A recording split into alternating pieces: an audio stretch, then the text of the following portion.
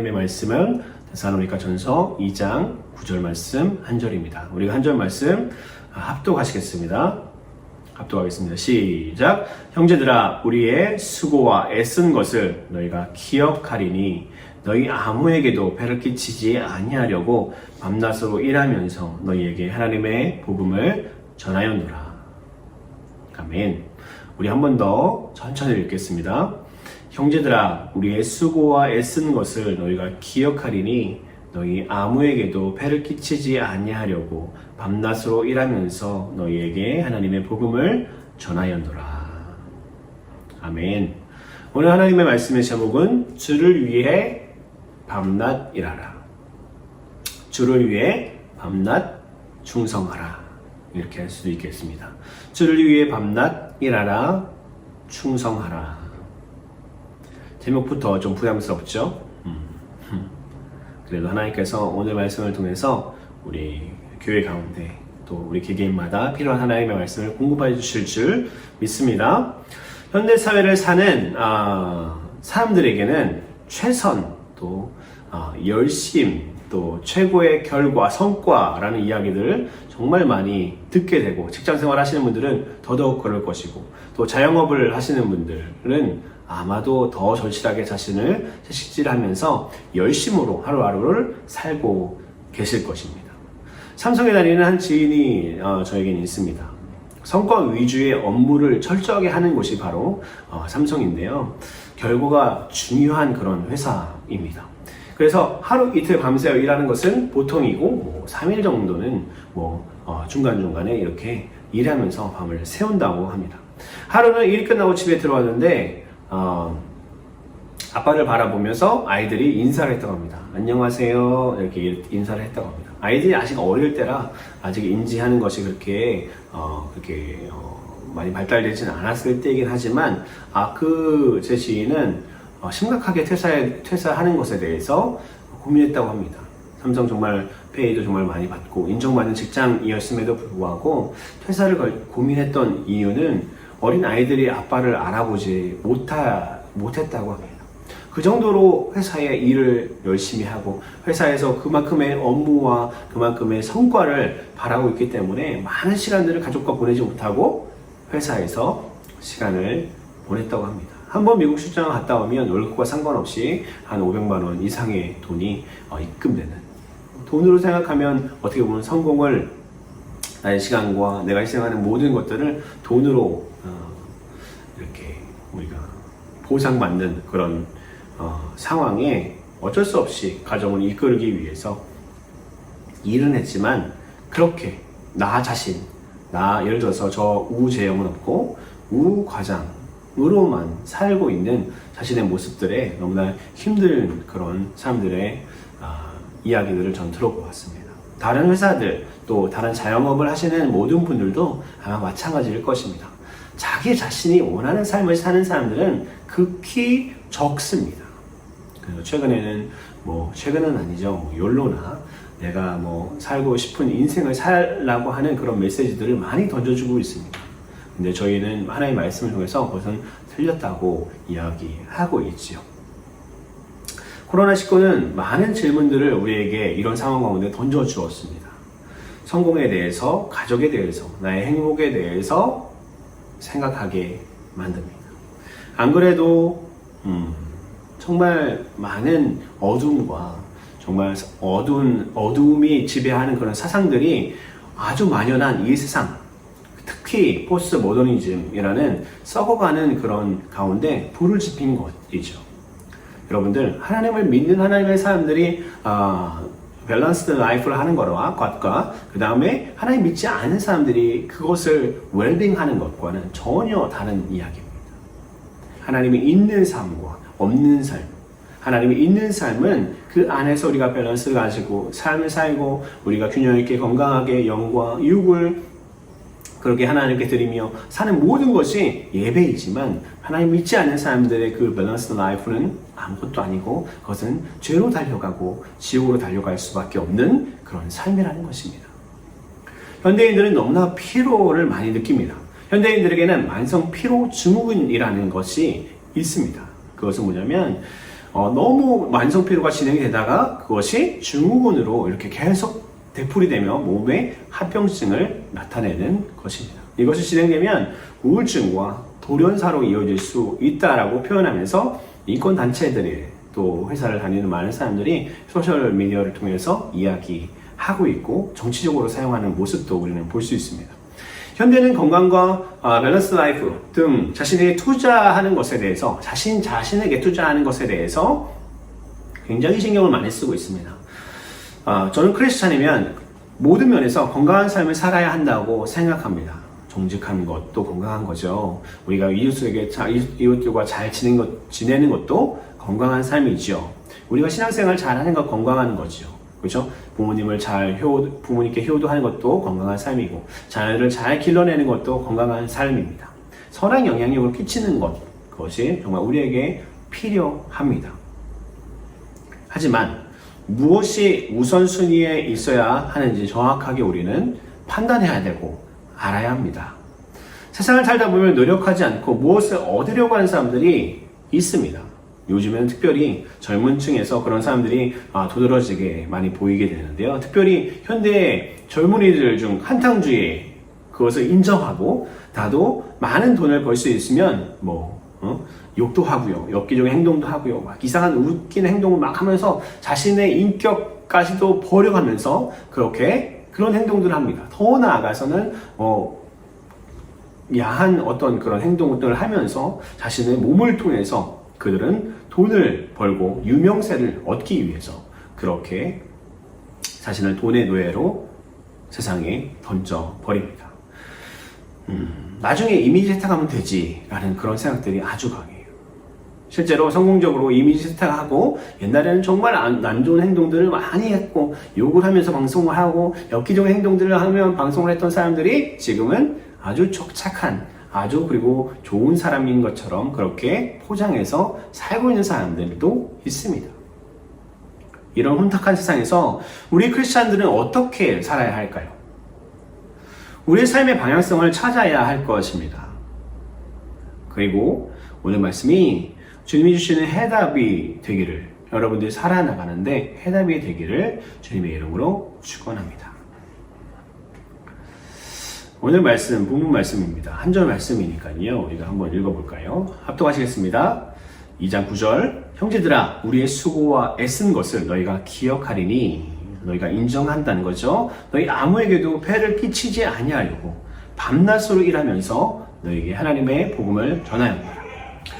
바울 선교사님의 모습을 우리가 한번 기억해 봅시다. 우리가 말씀을 많이 읽어보았잖아요. 서신서를 읽으면서 그가 자신의 사역을 어떻게 했는지, 자신이 어떻게 고난을 받았는지, 어떻게 복음 사역들을 진행했는지 우리가 너무나 잘 알지 않습니까? 어떻게 하셨습니까? 정말 최선을 다해서 정말 죽음을 각오한 그런 신앙을 가졌었습니다. 제 개인 간증을 조금 하겠습니다. 제가 목회자로 신학교에 가면서 하나님께 드렸던 기도는 아니고요, 바람 같은 것이 있었습니다. 부끄러운 이야기 중에 하나인데요. 그게 뭐냐면, 그 중에 한 가지가 뭐였냐면, 하나님, 저는 절대 바울처럼 살고 싶지 않습니다 라는 고백이었어요. 왜요? 그렇게 살 자신이 없었어요. 그렇게 철저하게, 처절하게 최선을 다하고 목숨을 다하면서 박해와 고생을 견뎌내는 그 삶, 복음 위해서 그렇게 사는 삶, 저는 자신이 없었습니다. 그리고 마지막 어떻게 해요? 바울 목사님 도끼로 목을 쳐서 목에 잘려 순교하게 되는 그런 삶, 제가 어떻게 감당하겠습니까? 이 작은 아이와 같은 사람이 그것이 영광인 줄 알면서도 두려웠던 것입니다. 하지만 하나님께서는 그 마음을 풀어주시고 순종하게 하시더라고요. 바울 선교사님이 본문 말씀을 통해서 하신 것처럼, 형제들아, 우리의 수고와 애쓴 것을 너희가 기억하리니 밤낮으로 일하면서 너희에게 하나님의 복음을 전하였다라고 이야기합니다. 우리가 적용해보면 우리 현대에 사는 사람들은 절대 싫어할 만한, 좋아하지 않을 만한 그런 이야기이죠. 목사님, 그러다가 돌연사해요. 아까 얘기했던 것처럼 현대 자동차 수석 디자이너의 뉴스를 본 적 있지 않으십니까? 최근에 뭐 그렇게 오래되지 않은 이야기인데 현대자동차에서 수석으로 디자인하면서 모든 자동차의 디자인을 잘 뽑아내던 그 사람이 갑자기 자살했어요. 왜요? 완성 피로, 우울증, 돌연사 이렇게 진행되는 거잖아요. 돌연사 하기 전에 자살을 선택한 거죠. 근데요, 저에게 이런 질문을 물어보면요, 저는 아멘 할 겁니다. 아멘. 그래도 저는 주를 위해서 충성할 것입니다. 아멘. 주 예수여, 제가 나아갑니다. 입니다. 주님 빨리 만나면 얼마나 좋습니까? 천국 못 가면 어떻게 해요? 더 열심히 주를 위해서 일할 수 있으니까 일할 수 있을 때까지 충성을 다해서 일하면 되지 않겠습니까? 제가 사랑하는 한 선교사님이 계시는데 이 선교사님의 신앙은 항상 자신은 순교를 위해서 산다고 합니다. 순교할 그때 하나님께서 자신에게 허락만 해주시면 자기는 순교하여 하나님의 영광의 자리에 자기는 앉고 싶다고 그런 실질적인 얘기들을 서로 나눈 적들이 있었습니다. 이런 마음이라면 주님을 위해서 돌연사 그것쯤은 아무것도 아니지 않을까요? 우리는 주님을 위해서 밤낮 일할 준비를 해야 합니다. 아니요. 우리는 주님을 위해서 밤낮 일하기를 시작해야 합니다. 주님이 부르시면 언제든 밤이든 낮이든 아멘. 주님이 기도하라면 밤이든 낮이든 아멘. 주님이 순종하라면 밤이든 낮이든 아멘 할 수 있는 그런 신앙이 아멘 하는 신앙이 되어야 된다는 것입니다. 이 신앙이 진짜 예수님의 제자의 신앙이고 돌아온 탕자 둘째 아들의 신앙입니다. 아버지의 사랑이 어떤 사랑인지 충분히 이해하고 경험하고 자신이 얼마나 죄인 중에 괴수였는지 충분히 알고 기억하는 그 사람. 나는 선해. 나는 착하게 살고 있어. 여러분들 착각입니다. 우리는 주님의 교회를 세우는 일을 위해서 최선을 다해야 할 줄 믿습니다. 봉사해야 합니다. 전도합시다. 헌신합시다. 충성합시다. 이것이 우리가 하나님 앞에서 해야 될 당연히 우리 머릿속에 있는 크리스찬의 모습입니다. 하지만 우리는 순종하고 싶지 않죠. 왜? 하나님께 순종하는 것이 어려우니까요. 하나님께 충성하는 것이 어려우니까요. 밤이고 낮이고 교회를 위해서 살면 그런 광인처럼 살면 나의 삶은 나의 자녀의 삶은 하지만 대부분의 선교사님들의 삶을 보면요. 자녀들이 참 잘 되는 것을 볼 수 있습니다. 자녀들을 위해서 돈을 많이 줄 수 있는 것도 아니고 학비를 많이 대줄 수도 있는 것도 아닌데 그들은 언어도 잘하고 그들은 정말 좋은 식장도 갖고 돈도 갖게 되고 사람들한테 인정받는 그런 사람들이 되는 것을 우리는 볼 수 있습니다. 그게 뭡니까? 하나님의 법칙인 것입니다. 하나님을 위해서 일하는 자는 하나님께서 그의 삶을 책임져 주시고 이 땅 가운데서 우리가 소망을 두고 사는 사람들이 아니기 때문에 저 천국에서 하나님의 그 복이 넘쳐나게 된다는 것입니다. 내 대해서 하나님의 복이 임하지 않는다면 우리의 자녀들, 우리의 손자에 대해서 하나님의 그 영광의 복음이 꽃피게 되고 그리고 그 복음이 저들의 삶을 윤택하게 할 줄 믿습니다. 우리 적당히 하는 신앙생활 어떻습니까? 여러분 직장에서 만약에 적당히 직장생활 하면 월급을 줄까요? 혹은 진급을 할 수 있습니까? 적당히 하는 일을 통해서 무엇이 될 수 있습니까? 아마 개인적으로도 죄책감이 들어서 직장생활 하기가 어려울 것입니다. 그런데 왜 신앙생활을 적당히 할까? 고민해 봐야 합니다. 신앙이 있으면 주님 앞에서 충성해야 합니다. 하나님의 사랑, 예수 그리스도의 그 십자가의 보혈의 능력이 우리 가운데 있으면요. 성령님께서 함께 하신 자라면 하나님을 위해서 무언가를 계속해서 진행해 나가는 그런 신앙이 있어야 된다는 것입니다. 그것 없이 우리가 참 신앙인이라고 이야기하기가 참 어렵습니다. 적당히 신앙생활이 아닌 충성하는 신앙생활을 해야 된다는 것이죠. 그런데 중요한 것은 충성의 방향성입니다. 사도행전 20장 24절 말씀 한번 제가 읽어드리겠습니다. 내가 달려갈 길과 주 예수께 받은 사명 곧 하나님의 은혜의 복음을 증언하는 일을 마치려 하면은 나의 생명조차 조금도 귀한 것으로 여기지 아니하노라. 복음을 증언하는 일을 마치려 하면은 나의 생명조차 조금 더 귀한 것을 여기지 아니하노라. 우리의 삶의 방향성은 복음의 증언자입니다.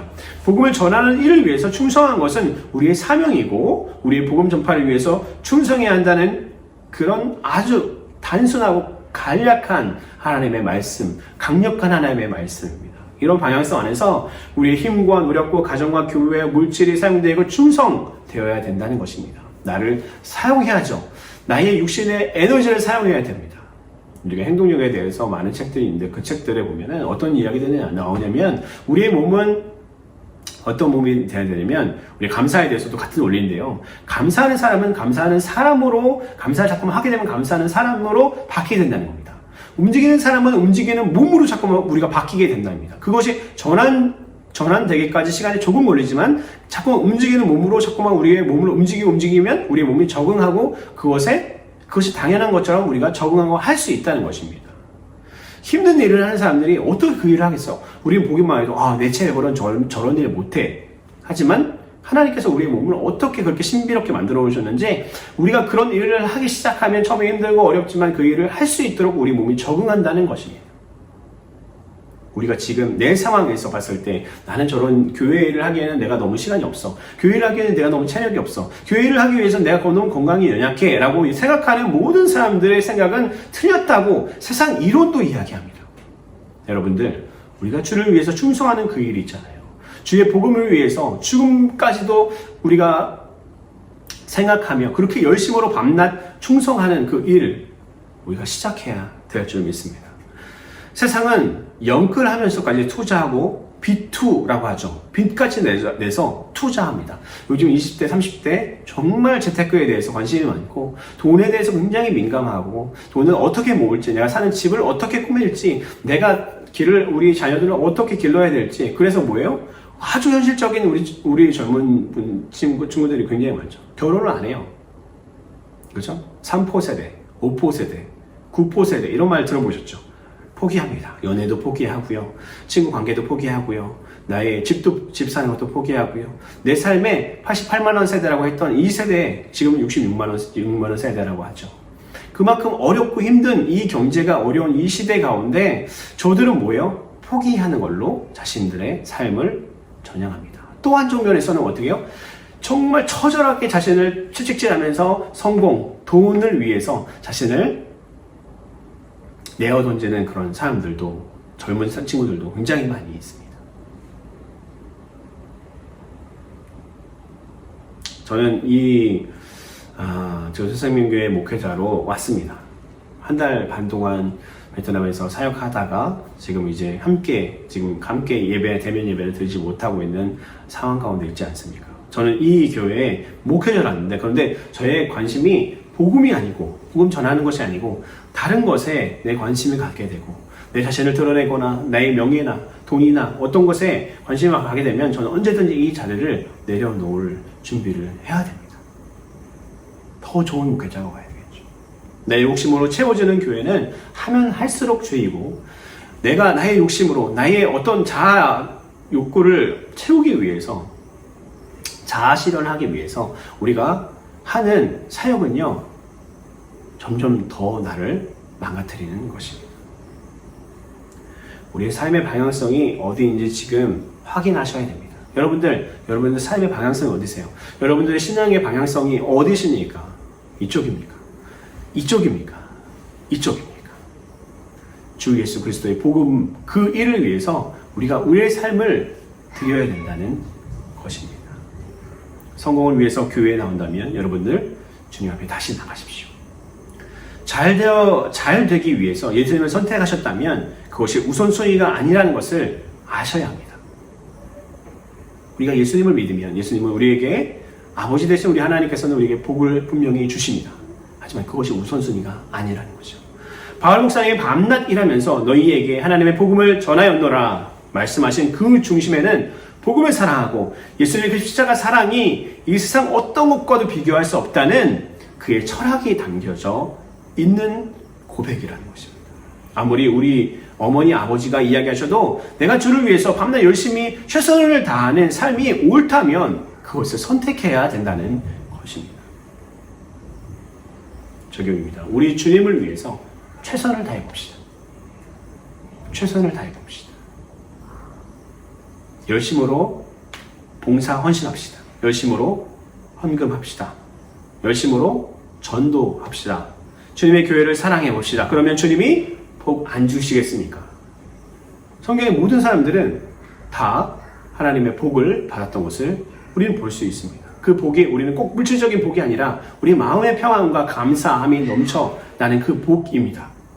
하지만 물질도 저는 포함된다고 믿고 하나님의 말씀 그렇게 말씀하고 계십니다. 저에게 그리고 제 주변 신앙인들에게는 너무나 많은 간증들이 넘쳐납니다. 갈라디아서 4장 18절 말씀 한번 제가 읽어드리겠습니다. 좋은 일에 대하여 열심으로 사모함을 받음은 내가 너희를 대하였을 뿐 아니라 언제든지 좋은 일. 우리가 좋은 일에 열심을 다해서 하나님의 일, 하나님의 그 선한 일을 위해서 열심을 다해야 된다는 것입니다. 바울 목사님이 얼마나 열심히 사역했는지 그는 자신의 팀이 치매 생계를 데살로니가 교인들에게 맡길 수 있었어요. 내가 먹는 것, 내가 자는 것 너희들이 책임져 줘라. 나는 열심으로 말씀만 가르치고 내가 열심으로 주의 복음만 전하고 성경 공부만 가르치고 저녁 기도회만 인도할 테니까 여러분들이 저희 먹을 것만 몇 명 되지도 않는데요. 먹을 것만 주고 자는 것을 허락해 달라라고 하면 되잖아요. 그런데 그는 그것을 거부합니다. 그리고 복음의 순수성을 훼손하지 않기 위해서 낮에는 돈을 벌고 계속 돈 버는 일을 하지는 않으셨지만 낮에는 텐트만 만드는 그 일을 해서 그 물건을 팔았고 그리고 밤에는 말씀 강론과 성경 공부, 기도회 등 인도하시면서 많은 사람들에게 주의 복음을 전했던 것을 우리는 볼 수 있습니다. 얼마나 피곤하고 힘들었을까요? 밤에도 낮에도 주님 앞에 그렇게 충성하는 것은 주의 복음을 위해서였습니다. 주의 성도들을 위해서 그랬던 것을 볼 수 있습니다. 그런데요, 이것이 바울 선교사님에게는 특권이고 축복이고 행복이고 면류관이라고 생각했습니다. 그것이 분명히 사실이고 그것이 분명히 진리입니다. 그것은 그의 특권이었습니다. 복음을 전하는 그 일을 진행할 때마다 많은 영혼들이 주님 앞에 나오고 많은 영혼들이 주 예수 그리스도를 믿을 때마다 그 마음속에 그 영혼에는 기쁨이 샘솟아 넘쳤습니다. 그 육신 가운데는 엔돌핀보다 훨씬 더 능력이 강한 다이돌핀이라는 호르몬이 나와서 그 몸을 회복시키고 그 몸을 다시 세워주었던 것입니다. 그 다이돌핀도 하나님께서 주시는 거지. 왜 그렇게 살아야 합니까? 우리는 솔직히 한번 생각해 볼까요? 바울 목사님이 우리 아버지라고 한번 생각해 봅시다. 저희 아버지도 이제 연세가 이제 거의 이제 70이 가까워 오시는데 이제 은퇴를 얼마 남겨두지 않고 계십니다. 평생 목회를 하셨고 열심으로 선교를 하신 베트남 선교와 또 필리핀 선교를 해오신 저희 아버지입니다. 제가 이 세상에서 가장 존경하는 분이기도 한데요. 저희 아버지가 만약에 이렇게 산다고 생각해 보십시오. 낮에는 일하시고 밤에는 말씀 전하시고 말씀 사경회 하시고 기도 모임 인도하시고 또 전도하러 돌아다니시고 하루에 3시간 4시간 아니 아버지 지금 이제 70이 넘으셨는데 그렇게 하시다가 금방 돌아가셔요 라고 하면서 반대하지 않을까요? 응?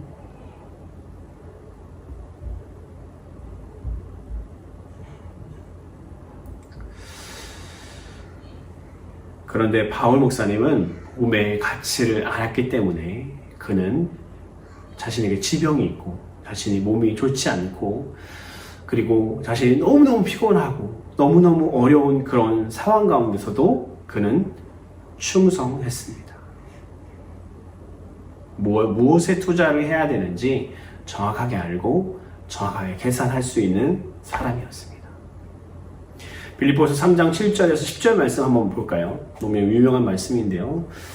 제가 읽어드리겠습니다. 7절에서 10절입니다. 그러나 무엇이든지 내게 유익하던 것을 내가 그리스도를 위하여 다 해로 여길 뿐더러 또한 모든 것을 해로 여김은 내 주 그리스도 예수를 아는 지식이 가장 고상하기 때문이라. 내가 그를 위하여 모든 것을 잃어버렸고 배설물로 여김은 그리스도를 얻고 그 안에서 발견되려 함이니 내가 가진 그의 율법에서 난 것이 아니요 오직 그리스도를 믿음으로 말미암은 것이니 곧 믿음으로 하나님께로부터 난 의라. 10절 내가 그리스도와 그 부활의 권능과 그 고난의 참여함을 알고자 하여 그의 죽음을 본받아. 아멘. 그는 죽음을 각오한 광인이었습니다. 자신의 유익한 것을 모두 내어버리고 자신의 그 권력과 자신의 지위와 자신의 지식으로는 남부럽지 않게 그를 살 수 있는 지식과 그런 집안과 그런 배경이 있었습니다. 명예도 돈도 모두 가지고 있었던 이 사람이 정말 미치광이처럼 광인처럼 세상의 사람들의 눈에는 아주 단단히 미친 사람처럼 그렇게 살았던 것을 우리는 볼 수 있습니다. 아마 범사에 감사하는 그런 사람이었을 것입니다. 사도행전 26장 24절 말씀 볼까요? 바울이 이같이 변명함에 베스도가 크게 소리내어 이르되 바울아 내가 미쳤도다. 내가 많은 학문이 너를 미치게 한다. 복음을 전하는 사람들 앞에서 바울은 그냥 미치광일 뿐이었습니다. 정말 그는 광인이었습니다. 예수님으로 미친 사람, 나아가 유익한 것을 그리스도를 위해서 다 배설물로 똥으로 여긴 그런 사람이었습니다. 그가 이렇게 된 것은 단 한 분 예수님 때문에 그랬습니다. 내가 그리스도와 그 부활과 권능과 그 고난에 참여함을 알고자 하여 그의 죽으심을 본받았도다. 죽음도 두려워하지 않는 바울을 우리는 존경합니다. 존경하시죠, 여러분들? 우리는 그를 믿음의 선배로, 우리의 믿음의 선배로 합니다. 그가 따르는 예수님은 우리가 따르는 분입니다.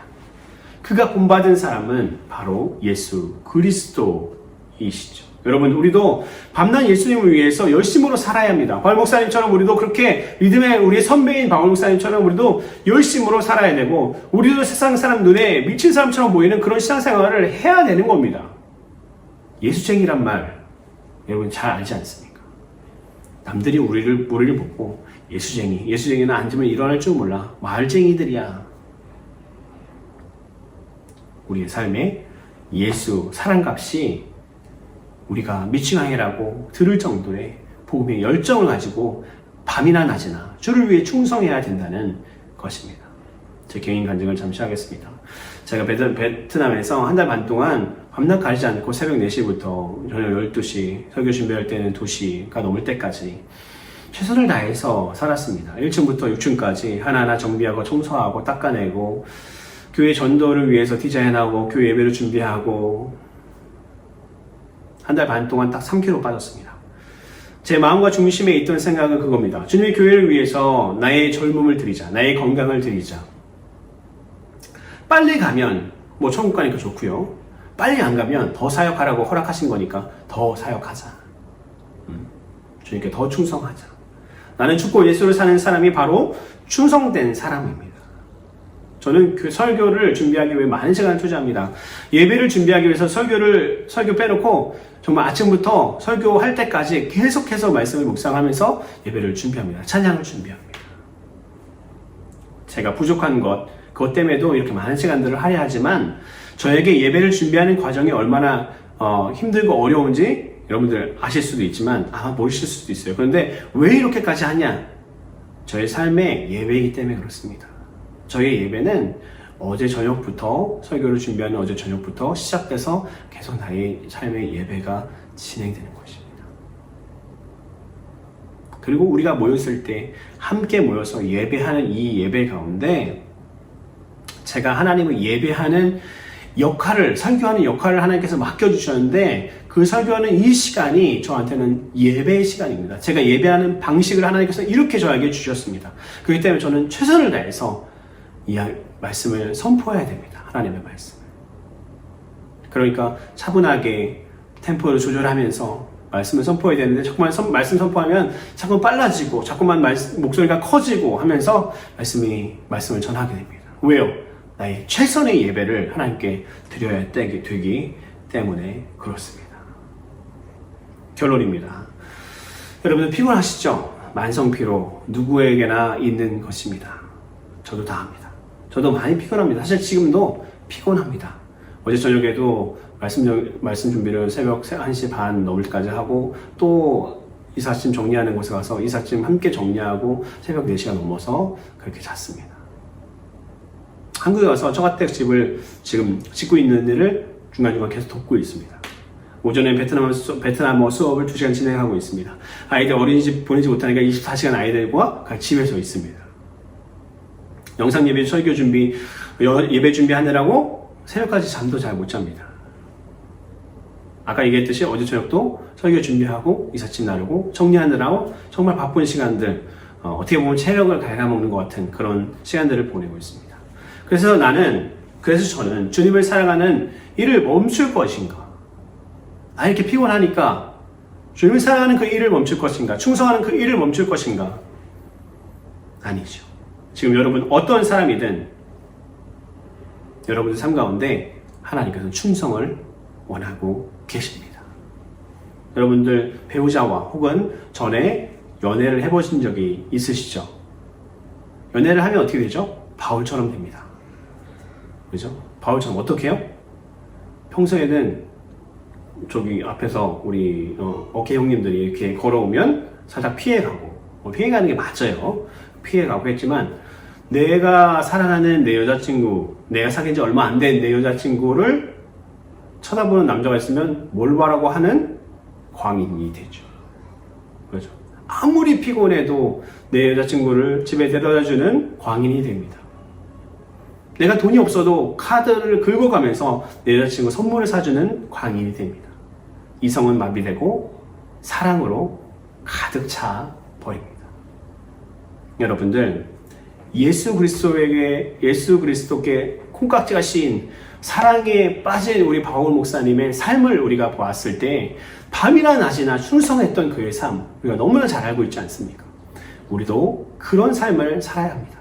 우리가 예수님과 사랑에 빠진 관계라면, 예수님을 사랑해서 우리가 신앙인이고 크리스찬이라고 고백하는 신앙인이라면 우리는 분명히 뭘 해야 되냐면 하나님을 위해서 밤이든 낮이든 순종하고 충성할 수 있는 그런 하나님의 사람이 되어야 될 줄 믿습니다.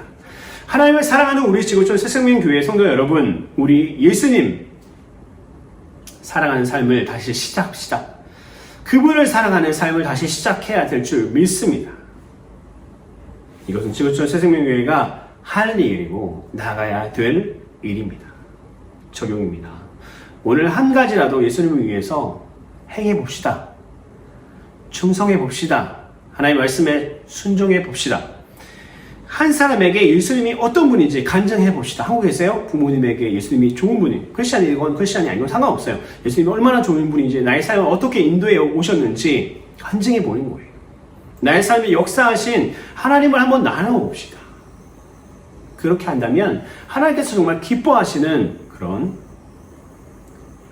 우리의 삶이 될 줄 믿습니다. 그것이 우리 교회가 나아가고자 하는 방향 아닙니까? 하나님께서 기뻐하시는 교회, 하나님께서 기뻐하시는 개인, 하나님께서 기뻐하시는 가정, 하나님께서 기뻐하시는 우리 공동체가 되어야 될 줄 믿습니다. 그렇게 우리가 살아나갑시다. 기도합시다.